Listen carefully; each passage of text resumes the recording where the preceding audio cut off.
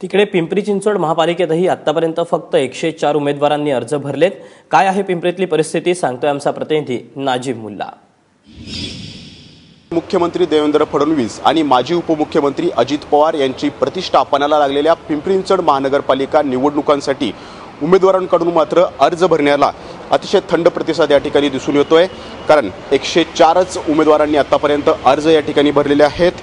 128 जागांसाठी आतापर्यंत राष्ट्रवादी काँग्रेसकडून बाजी मारण्यात आलेली आहे। 31 उमेदवार त्यांचे रिंगणात उतरले आहेत।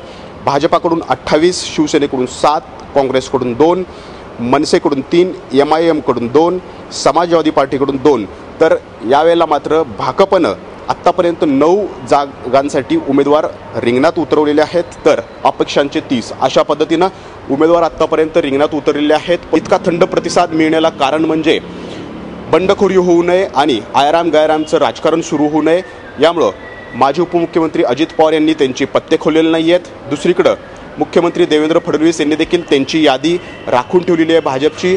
शिवसेना आणि काँग्रेसने देखील हाच पवित्रा या ठिकाणी अवलंबलेला आहे।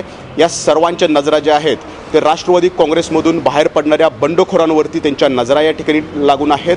500 ते 800च्या दरम्यान उमेदवार जे आहेत ते रिंगणात असण्याचा अंदाज या ठिकाणी वर्तवला जातोय। त्यामुळं आतापर्यंत 100च उमेदवारांनी आपले अर्ज भरलेत, तर उर्वरित आता या 2 दिवसामध्ये काही तासामध्ये भरणार आहेत।